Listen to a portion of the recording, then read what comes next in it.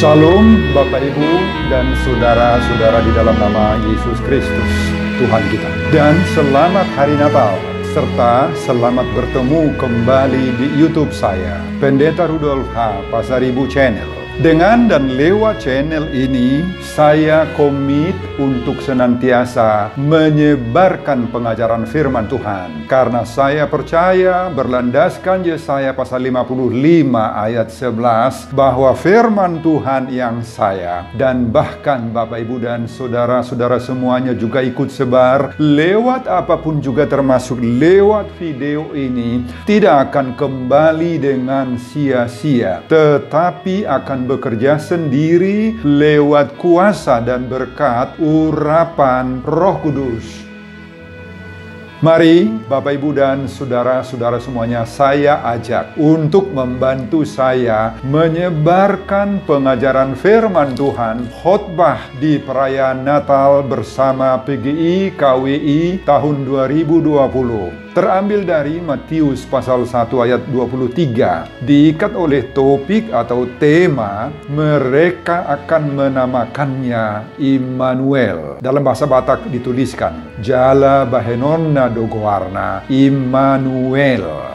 Saya baca untuk kita. Mari Bapak Ibu dan saudara-saudara semuanya simak pembacaan firman Tuhan dari Matius pasal 1 ayat 23. Sesungguhnya anak dara itu akan mengandung dan melahirkan seorang anak laki-laki, dan mereka akan menamakan dia Immanuel, yang berarti Allah menyertai kita. Dalam bahasa Batak, idahamu ma gabe-gabe do namar bajui tubuhan anak maibana jala bahenonna dogoarna Immanuel lapatanna dongata ma debata. Saudara, dalam suasana Advent, izinkan saya menyapa Bapak Ibu dan saudara-saudara dengan ucapan Selamat Hari Natal buat kita semuanya. Semoga damai sejahtera Natal, kelahiran Tuhan Yesus Kristus itu memberi kita sukacita yang sempurna. Saudara, kalau kita merayakan Natal, apa gerangan yang paling utama harus kita syukuri? Apakah hanya karena ini merupakan pesta atau perayaan sehingga kita harus bersuka cita?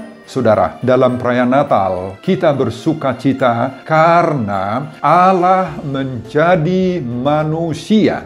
Dan berhubungan dengan pernyataan ini, spontan akan timbul pertanyaan, kenapa Allah menjadi manusia? Cur Deus homo. Mengapa Allah menjadi manusia? Biasa dia bata, gabe colma. Saudara, pertanyaan inilah yang pernah diajukan oleh seorang uskup agung Canterbury, Inggris yang hidup tahun 1093 sampai 1109 bernama Anselmus. Pertanyaan ini sangat dalam, mendapat perhatian dan menjadi renungan serius bagi Anselmus. Cur Deus homo. Mengapa Allah menjadi manusia? Dan setelah begitu lama direnungkannya pertanyaan ini, akhirnya dia mendapat jawaban, kesimpulan. Apa kesimpulan dan jawaban yang diperoleh oleh Anselmus terhadap pertanyaan itu? Pertanyaan Cur Deus homo inilah yang justru menjadi jawaban atas pemberontakan manusia terhadap Allah. Allah sudah menentukan pada Kejadian pasal 2 ayat 17 bahwa janganlah kau makan buahnya, sebab pada hari engkau memakannya pastilah engkau mati. Dan kenyataannya, mereka berdua memakannya dan sudah melanggar ketentuan Allah. Dan akibatnya mereka mendapat hukuman Allah. Dan hukumannya adalah hukuman mati. Saudara, oleh pengkhianatan manusia yakni Adam dan Hawa, manusia mendapat hukuman mati. Timbul pertanyaan, apakah memang mereka mati? Benar, mereka memang mati. Tetapi apa arti kata mati di sini? Pertama, mati itu artinya terputusnya hubungan manusia dengan Allah. Kedua, mati itu artinya manusia mendapat hukuman yang kekal selama-lamanya. Dan kedua-dua akibat inilah yang dipahami sebagai kematian rohani. Dan yang ketiga, mati artinya secara jasmani tentu putusnya nafas, berpisahnya roh jiwa dengan daging manusia itu. Saudara, inilah hukuman buat dan akibat dosa manusia. Manusia harus mati. Kematian di sini mencakup seluruh generasi manusia yang ada dan akan pernah ada di bumi. Sudah berdosa, sudah mendapat hukuman mati. Dan iblislah yang menguasai seantero kehidupan manusia itu. Dan Paulus juga menyebutkan hal itu pada Rom 6 ayat 33 yang mengatakan, sebab upah dosa ialah maut, tetapi karunia Allah ialah hidup yang kekal di dalam Kristus Yesus Tuhan kita. Saudara, sebagai terhukum, manusia sendiri tidak mampu melepaskan dirinya dari jerat kematian itu. Tetapi Tuhan tidak menghendaki manusia itu harus mati di dalam dosanya, di dalam pelanggarannya. Oleh karena itulah Tuhan membuka pintu anugerahnya, membuka pintu keselamatan dan pintu kasih-Nya kepada manusia itu. Dan puncak klimaks dari kasih Allah bagi manusia itu nampak dalam tindakan Allah. Allah harus menjadi manusia. Harus menjadi manusia. Siapakah Dia? Allah yang menjadi manusia itu. Janji-janji dan pengharapan akan datangnya Allah yang menjadi manusia, yaitu Juru Selamat itu, terus dimunculkan Tuhan kepada orang Israel. Janji keselamatan yang pertama didengungkan, diucapkan oleh Allah kepada Adam dan Hawa, terdapat pada Kejadian pasal 3 ayat 15. Firman Allah kepada iblis, aku akan mengadakan permusuhan antara engkau dan perempuan ini, antara keturunanmu dan keturunannya. Keturunannya akan meremukkan kepalamu dan engkau akan meremukkan tumitnya. Ini janji pertama daripada keselamatan yang dirancang oleh Tuhan atas kasih-Nya kepada manusia.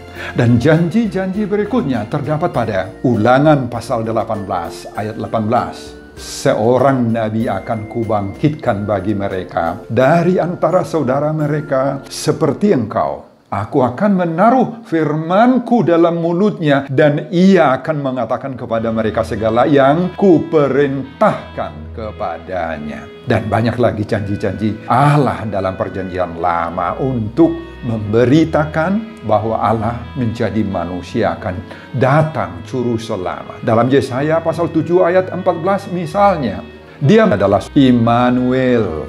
Dalam Yesaya 11 ayat 1, tumbuh tunas dari Isai. Dalam Mika 5 ayat 1, semua ini terjadi di Bethlehem. Bapak, Ibu, dan saudara-saudara, Natal dengan demikian adalah suatu perayaan besar untuk mensyukuri betapa Tuhan mengasihi manusia ini, dunia ini, mengasihi kita masing-masing, saya, Anda, kita semua.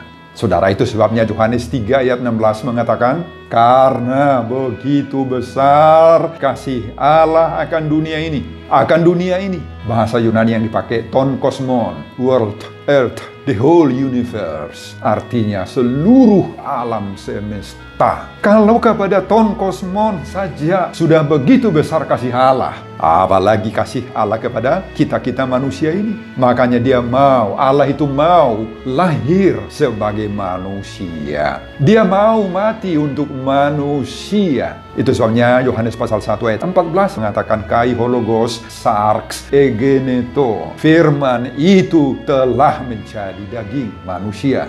Saudara, inilah makna perayaan Natal bagi kita, Bapak Ibu, yakni untuk merayakan kasih Allah yang sangat-sangat menghargai manusia, mengasihi manusia, menghendaki keselamatan manusia agar tak satu pun dari kita-kita manusia ini yang menjadi binasa, yang tercecer, yang korban dari iblis. dari setan, dari dosa, akan bakalan masuk nanti ke neraka. Jangan ada yang seperti itu. Saudara, tema perayaan Natal di tahun 2020 yang sudah disepakati oleh Persekutuan Gereja-Gereja di Indonesia dan Konferensi Wali Gereja Indonesia adalah mereka akan menamakannya Immanuel. Jala bahenonna dogo warna Immanuel didasarkan tadi atas Matius pasal 1 ayat 23. Saudara, dalam Matius pasal 1 ayat 23 tadi disebutkan, sesungguhnya anak darah itu akan mengandung dan melahirkan seorang anak laki-laki, dan mereka akan menamakan dia Immanuel, yang berarti Allah menyertai kita. Saudara, PGI dan KWI menggarisbawahi lewat tema perayaan Natal tahun 2020 ini pentingnya Immanuel itu bagi kita di saat ini. Pentingnya arti kata Immanuel, Allah menyertai kita.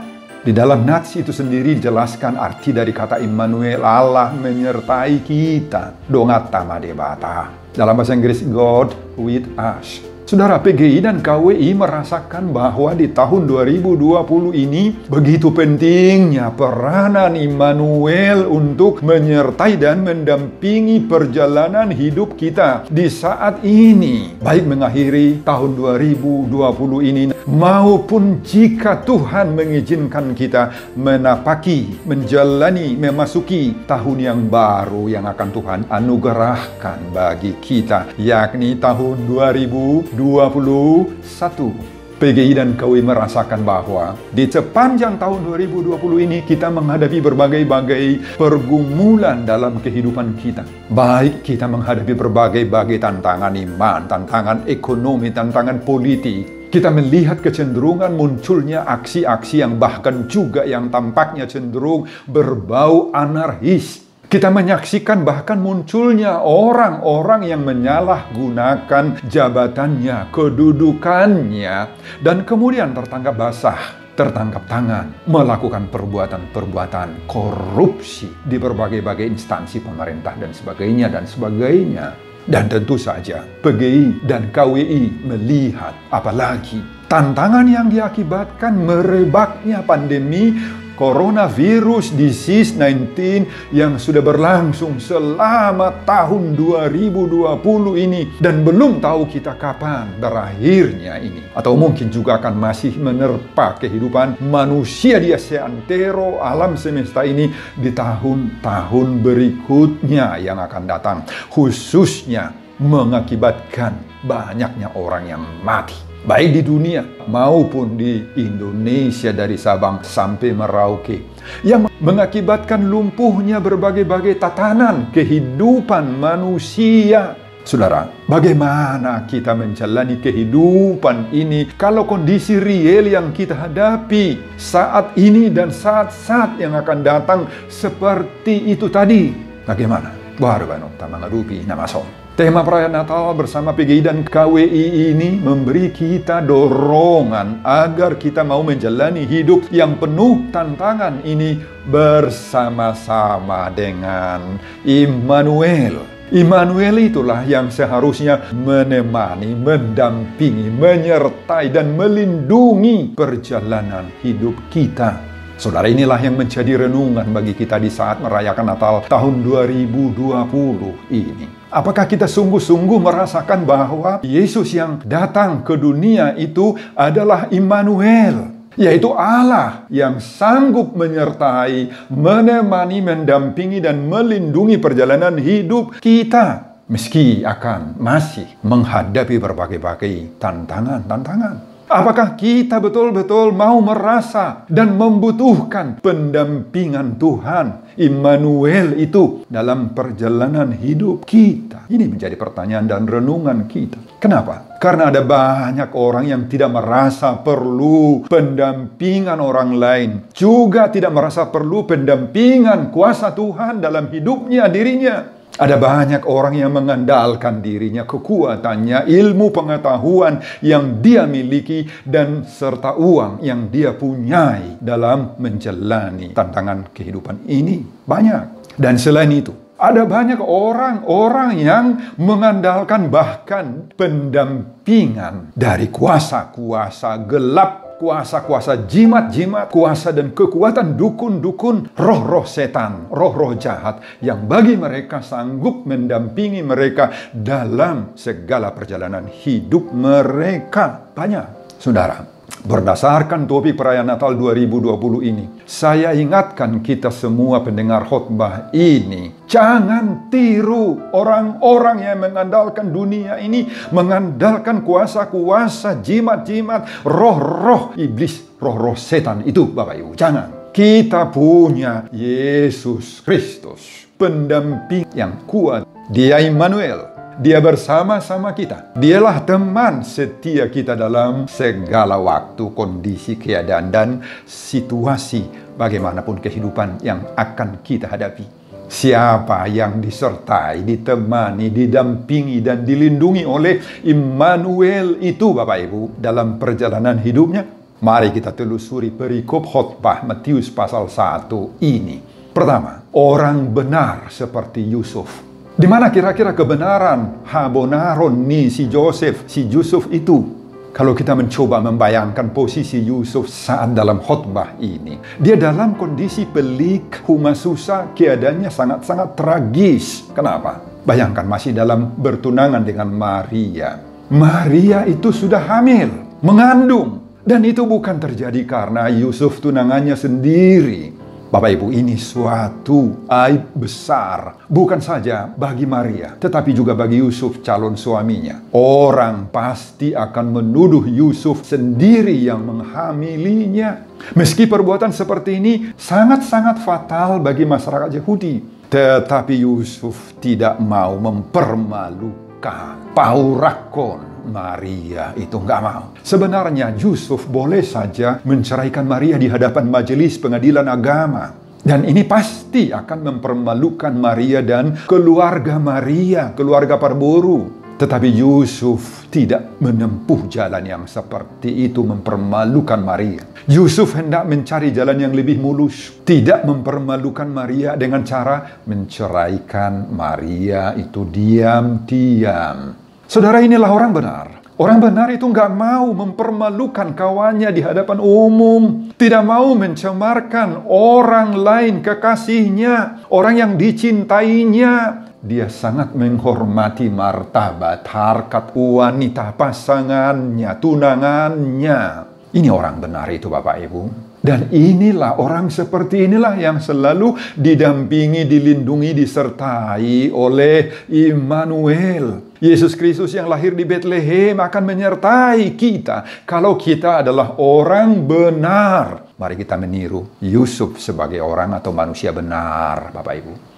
Kedua, siapa yang didampingi oleh Immanuel dalam kehidupannya? Orang yang tulus seperti Maria. Coba bayangkan Bapak Ibu posisi Maria yang hamil meski tidak berhubungan seksual dengan seseorang.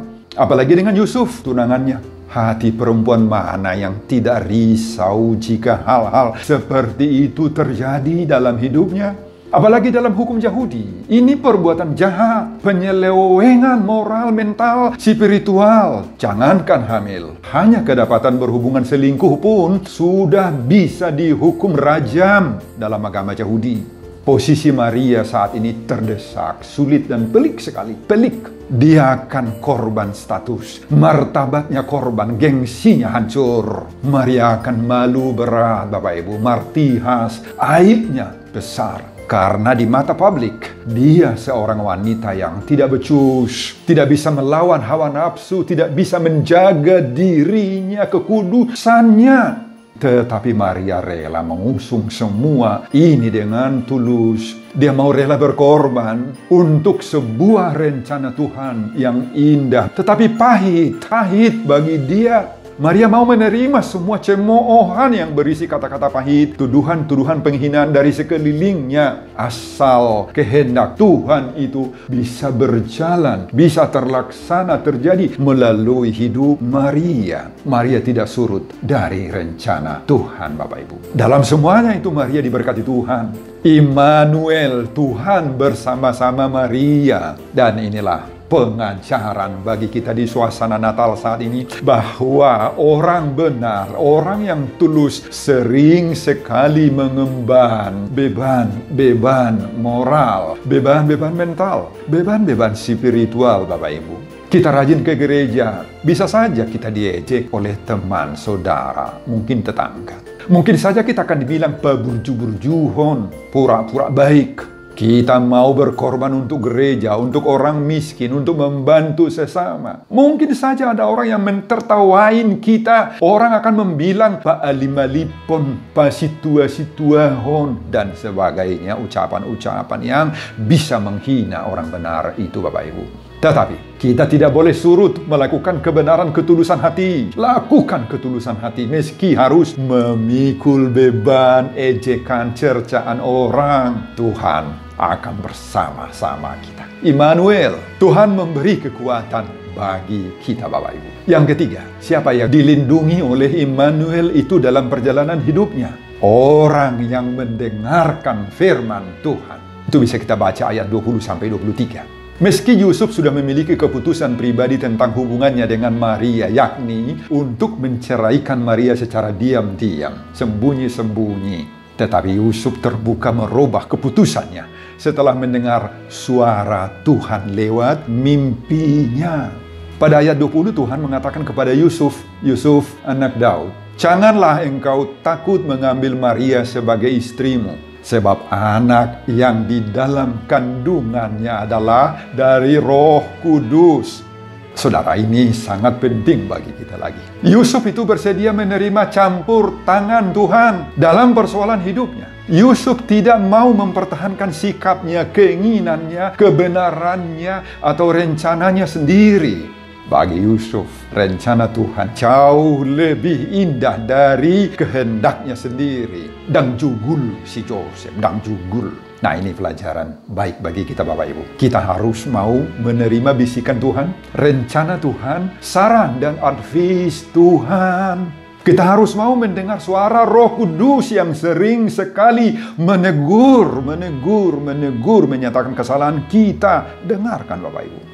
Jangan kita tuli, jugul, apalagi mengeraskan hati kita terhadap suara Tuhan. Suara firman Allah, suara Roh Kudus yang mengarahkan kita dan mau merubah pikiran kita. Apalagi menyangkut masa depan kita, masa depan orang lain, menyangkut hidup orang lain seperti menyangkut Maria di sini. Kita akan menyesal kalau kita mengambil keputusan-keputusan yang salah, yang belum tentu kita benar. Kita akan mengorbankan orang lain kalau kita bertahan dalam pendirian kita. Padahal sudah diingatkan oleh Tuhan, sudah diingatkan oleh teman, sudah diingatkan saudara, diingatkan orang tua, istri, dan anak-anak kita. Tetapi kita sering jugul, Bapak Ibu. Sering.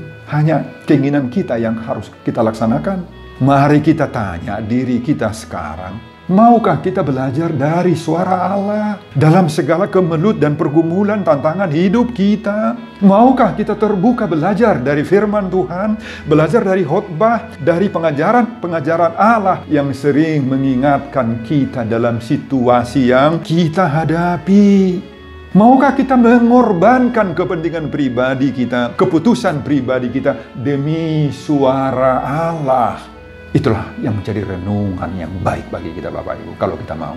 Yang keempat, siapa yang disertai oleh Immanuel itu? Orang yang melaksanakan firman Tuhan. Melaksanakan firman Tuhan, ayat 24. Pada ayat 24 ditulis, sesudah bangun dari tidurnya, Yusuf berbuat seperti yang diperintahkan malaikat Tuhan itu kepadanya. Saudara, firman Tuhan, suara Tuhan tidak cukup hanya diaminkan saja, hanya didengar saja, tetapi harus ditindaklanjuti, harus dilaksanakan. Firman Tuhan tidak cukup hanya dibaca saja. Tetapi tinggal teori, tinggal pengetahuan, tinggal rumusan dan tidak pernah nampak dalam kenyataan hidup kita. Bapak Ibu, harus dikerjakan. Harus ada nampak actionnya seperti Yusuf di sini. Inilah orang yang disertai Tuhan dalam hidupnya. Inilah yang bersama-sama Allah Immanuel. Jika dia melaksanakan firman yang didengarnya, satupun firman Tuhan yang kita dengar, yang satu itulah yang harus kita lakukan, laksanakan. Kelima, siapa yang dilindungi oleh Immanuel dalam perjalanan hidupnya? Ini yang terakhir. Orang yang menjaga kekudusan hidupnya. Ayat 25. Pada ayat 25 disebutkan, tetapi tidak bersetubuh dengan dia sampai ia melahirkan anaknya laki-laki. Saudara, ini pelajaran sangat berharga lagi bagi kita. Menjaga kekudusan hidup, termasuk apalagi kekudusan persahabatan, kekudusan hubungan pranikah. Jika kita bersama-sama dengan Tuhan Immanuel, maka Tuhan akan terus mendampingi kita, mendampingi hidup kita untuk mampu menguasai diri, menguasai hajat kita, menguasai keinginan-keinginan hawa nafsu dagingiah kita, Bapak Ibu. Semoga anak-anak kita juga bersama dengan pacarnya, temannya, termasuk atau terutama mereka-mereka dalam suasana pasangan pranikah sekarang. Atau kata yang tepat untuk ini adalah orang yang masih pacaran. Tuhan kiranya menjaga kamu. Tuhan kiranya Immanuel bersamamu menjaga hubunganmu dengan teman calon istri, calon suamimu, agar tetap mampu mempertahankan kesucian hidup di hadapan Tuhan. Saudara, semoga kita terus bersama-sama Tuhan Immanuel. Semoga tema perayaan Natal bersama PGI KWI tahun 2020 ini yang menyuarakan mereka akan menamakan Dia Immanuel akan nyata di dalam hidup kita. Marilah kita bersama-sama Tuhan di dalam seluruh gerak-gerik kegiatan aktivitas hidup kita. Biarlah Tuhan itu Immanuel bersama-sama dengan kita. Bukan saja pada saat kita di rumah, di gereja, dalam ibadah, tidak. Tetapi juga saat kita berada di kantor, di tempat kerja, saat nongol misalnya di kedai, di restoran, di partiga-tigaan, saat kita mengerjakan berbagai-bagai kesibukan kita, mengerjakan bisnis, usaha kita, dan di semua tempat. Immanuel, Tuhan bersama-sama dengan kita. Sebelum saya mengakhiri khotbah ini, kembali saya mengajak Bapak Ibu dan Saudara-saudara untuk membantu saya menyebarkan pengajaran firman Tuhan khotbah perayaan Natal bersama PGI KWI tahun 2020. Terambil dari Matius pasal 1 ayat 23 ini, agar semakin banyak yang menghidupi tema Natal PGI KWI 2020, mereka akan menamakan Dia Immanuel. Termotivasi lewat video ini. Tonton juga video-video khotbah saya yang lain agar Bapak Ibu dan Saudara-saudara memiliki sentuhan dan pemahaman rohani yang semakin diperkaya. Buka di YouTube saya, Pendeta Rudolf A. Pasaribu Channel. Selamat merayakan Natal bagi kita di tahun ini. Tuhan Yesus memberkati kita semua. Salam oras. Untuk firman yang sudah saya rekam dan akan saya tayangkan di YouTube. Semoga firman dengan tema yang disepakati oleh PGI KWI jadi berkat buat pendengar-pendengar. Berkati hamba dalam persiapan khotbah Natal